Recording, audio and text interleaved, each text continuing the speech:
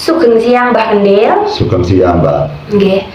Niki wonten salah sawijining rencang kita. Dadi teng YouTube niku Mbah, ada teman kita, salah satu teman kita sekaligus penggemar jenengan, yang mana dia juga seorang praktisi muda yang menanyakan tentang laku ngalam.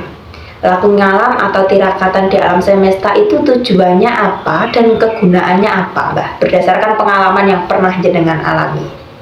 Terima kasih. Laku ngalam atau poso ngalam itu sebenarnya adalah merupakan kegiatan atau ajaran daripada nenek moyang kita atau leluhur kuno. Sehingga di dalam topeng alam mereka memiliki tujuan pasrah sumarah marang Gusti, sehingga urusan duniawi ini ditinggal, Mbak.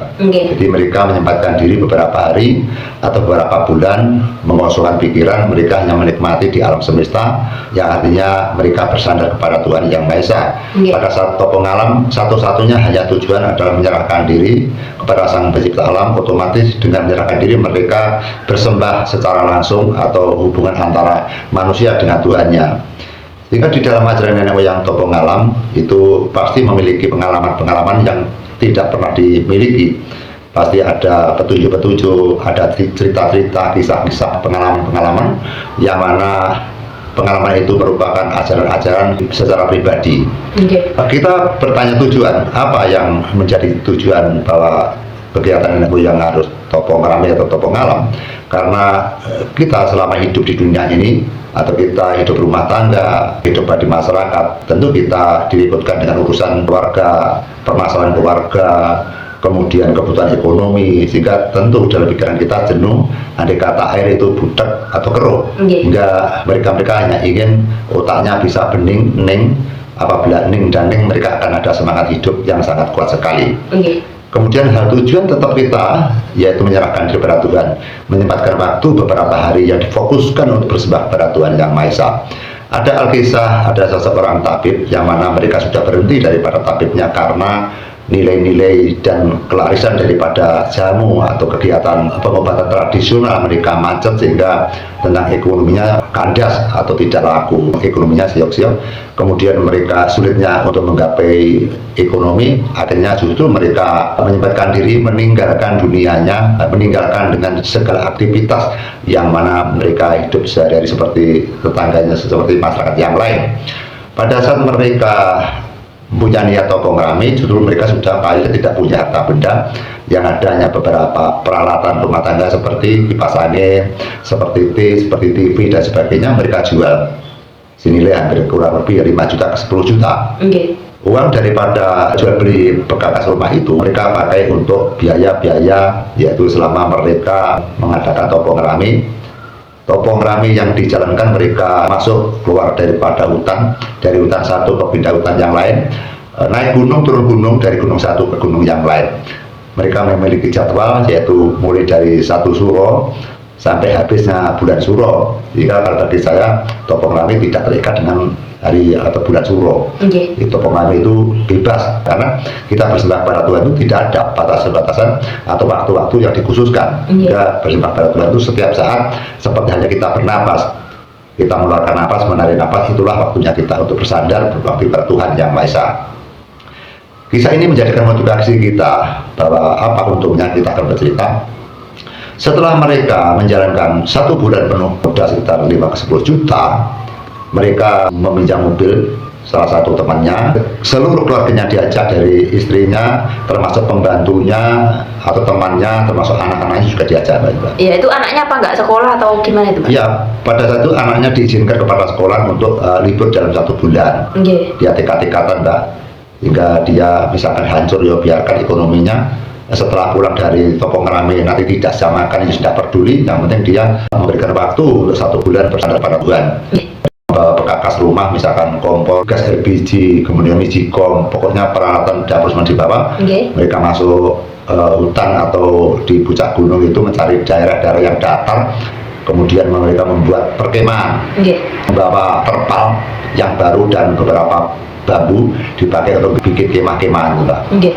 Jadi waktunya dia makan-makan, waktunya dia wiritan-wiritan, dan ibadahnya mereka juga tidak kendap, Mbak. Itu bukankah malah justru membuang-buang uang atau biaya, Mbak ya? Karena dia yakin bahwa setelah ini pasti ada perubahan. Nggih. Hingga mereka juga seorang muslim, waktunya sholat tetap sholat, hingga tetap tidak dirubah, tetap ditaati. Di samping untuk sholat 5 waktu, mereka juga menjalankan yaitu hobi minallah dan hobi nanas, hubungan antara manusia dengan Tuhannya. Iya. Sepertinya tidak pernah berhenti, Mbak. Pagi, siang, sore, malam mereka hanya bersandar pada Tuhan. Kemudian setelah berjalan hingga sekitar 25 hari, maka keuangan mereka tipis.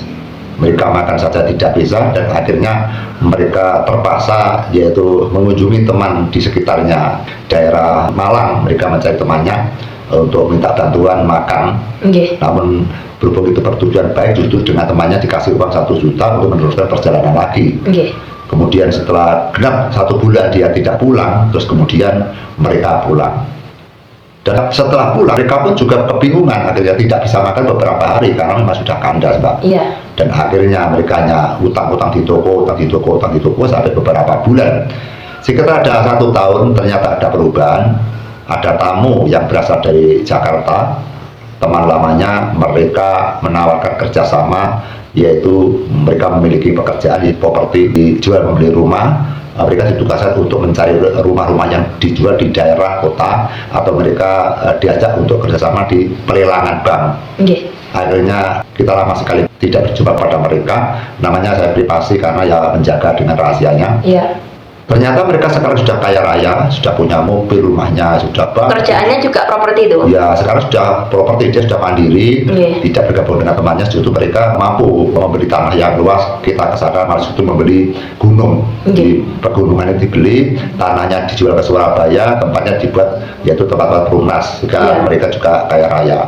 Sehingga hasil-hasil daripada Topeng Rame yang ternyata Tuhan Sang Pencipta, Tuhan Sama Adil, Tuhan Sama Pemurah, kesulitan-kesulitan yang dialami mereka dipecahkan di dalam pada saat mereka menghadap pada Tuhan, pada saat mereka nyuwun kepada Tuhan, dan Tuhan mengabulkan apa yang diminta mereka. Sehingga pembongkaran nasib yang sial ternyata juga bisa dibongkar dengan lewat tirakat yang besar, Mbak. Oke. Mayoritas orang itu gini, Mbak, kalau misalkan menjalankan tirakat atau puasa atau mungkin bertapa, itu pasti harapannya setelah bertapa langsung mendapatkan perubahan, gitu loh, Mbak. Banyak sekali para orang-orang Topeng Rame setelah mereka menjalankan topo laku, atau mereka ditirukan beberapa orang, Mbak. Ternyata dari teman-temannya juga salut dan banyak yang menirukan. Namun ternyata banyak juga yang gagal total, juga tidak berhasil.